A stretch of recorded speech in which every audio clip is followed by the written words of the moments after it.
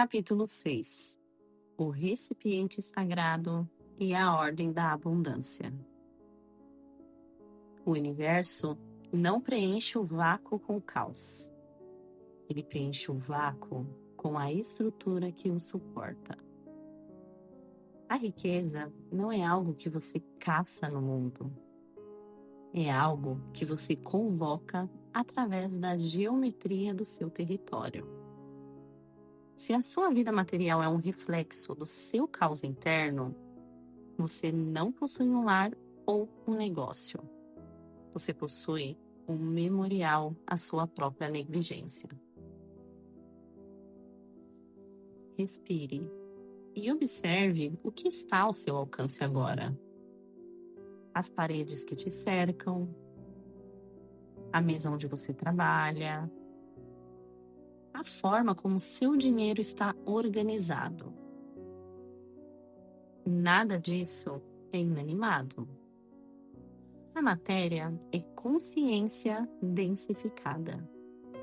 E a forma como você lida com o seu território físico dita a velocidade com que a abundância pode se manifestar. Você está prestes a entender por que a ordem é a primeira lei do reino. A maioria das pessoas acredita que organização é apenas uma questão estética ou funcional. Mas isso é superficial. A organização é uma linguagem silenciosa que o cérebro interpreta o tempo inteiro. A neurociência, por exemplo, já demonstra que ambientes caóticos aumentam a sobrecarga cognitiva, a sua fadiga mental, a ansiedade e até a sensação de descontrole. O cérebro humano processa continuamente tudo que está ao seu redor. Mesmo quando você acha que se acostumou com a sua bagunça, o sistema nervoso continua registrando o excesso de estímulo.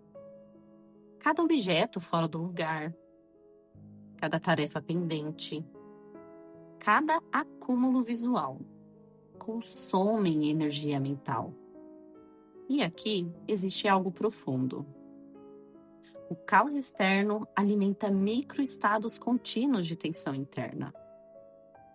É por isso que tantas pessoas vivem cansadas sem entender exatamente o motivo. Porque nesse estado, o cérebro nunca relaxa completamente. Ele permanece tentando resolver visualmente o ambiente o tempo inteiro. Agora observe. Se esse ambiente constantemente comunica pendência, desorganização e excesso, o sistema nervoso entra em estado silencioso de sobrevivência. E uma mente em sobrevivência raramente cria expansão. Ela apenas tenta administrar o caos existente. Já falamos disso em outros capítulos. Historicamente, todas as civilizações soberanas compreenderam a relação entre geometria e poder. Dos templos egípcios às catedrais e aos palácios do governo, a arquitetura nunca foi apenas sobre estética. Era sobre retenção de frequência. Os antigos entendiam algo extremamente avançado. O ambiente molda a consciência.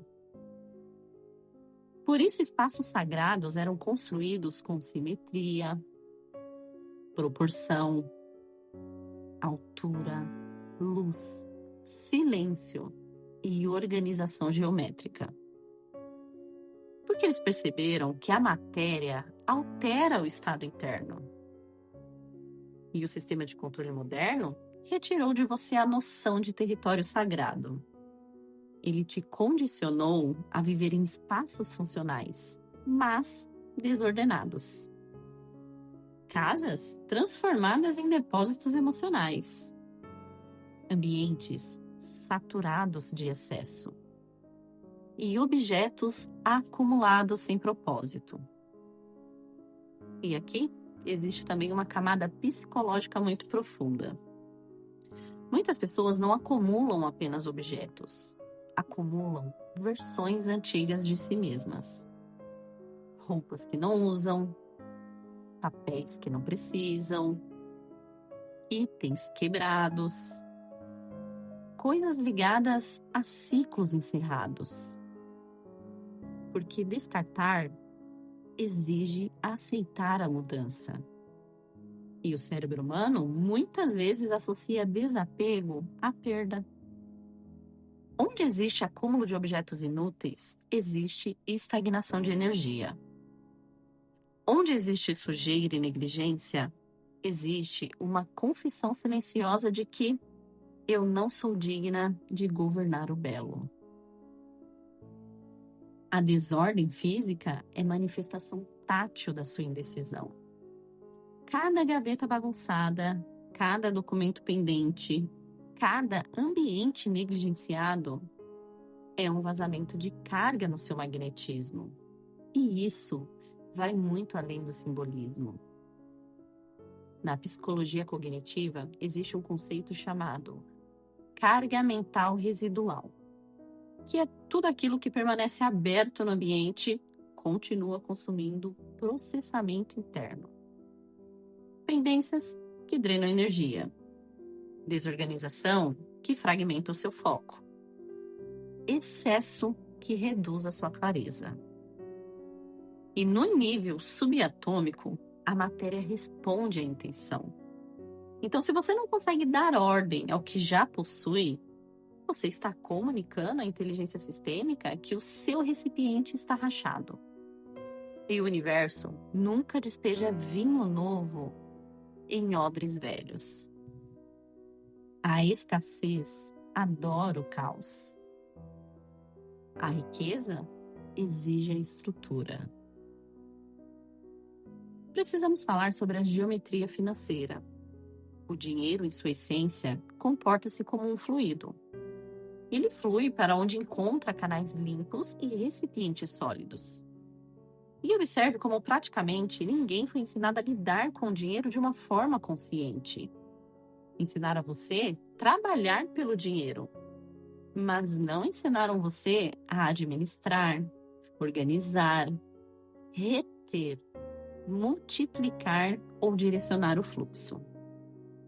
A maioria das pessoas sofre de entropia financeira. Elas não sabem o que entra, elas não rastreiam o que sai. E mantêm a sua vida bancária em volta de uma névoa de medo e confusão. Porque elas acreditam que, se não olharem para os números não as machucarão. Mas ignorar os números não elimina a realidade. Apenas elimina a consciência sobre ela. A negligência com o número é o maior selo de escravidão que você pode ostentar. Porque aquilo que você evita observar acaba governando você silenciosamente.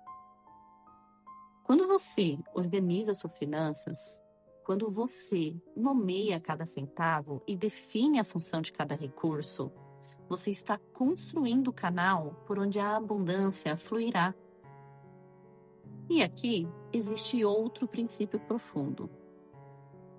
O cérebro reduz a ansiedade quando existe previsibilidade e clareza.